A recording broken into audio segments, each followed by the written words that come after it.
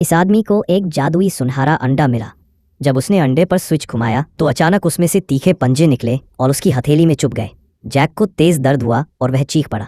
उसने जल्दी से अंडे को अपनी हथेली से हटा दिया, लेकिन उस रात से जैक के साथ अजीबोगरीब चीजें होने लगी। उसे अचानक बहुत प्यास लगी। उसने नल का सारा पानी पी लिया, लेकिन फिर भी उसकी प्यास नहीं बुझी। इसके बाद जब उसने फ्रिज में कच्चा मांस रखा देखा तो उसे कच्चा खाने का मन हुआ। जैक डर गया और उसने जल्दी से फ्रिज का दरवाज़ा बंद कर दिया। फिर उसे अपनी हथेली पर हुए घाव में बहुत खुजली महसूस हुई। बिना ज़्यादा सोचे उसने फिर से अंडा निकाला, स्विच घुमाया और अपनी हथेली पर रख लिया। जैक को अजीब तरह से राहत महसूस हुई, क्योंकि तीखे पंजे एक बार फिर उसकी हथेली में चुभ गए। उसे नहीं पता था कि उस अंडे के अंदर एक अनजान प्राणी उसका खून पी रहा था। अगली सुबह उसने देखा कि वह पहले से बहुत छोटा और जवान लग रहा था, जैसे मैं 80 साल पीछे चला गया हूँ। उसकी पत्नी भी उसे देखकर चौंक गई। बाद में जब जैक अपनी दुकान खोलने गया तो उसने देखा कि दरवाजे का ताला पहले से ही खुला हुआ था।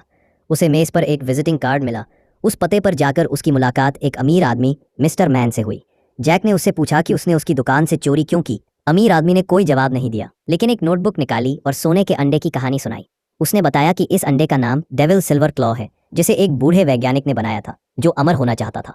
उस अंडे के अंदर एक बूढ़ा कीड़ा है जो खून पीकर इंसान को हमेशा जवान बनाए रखता है।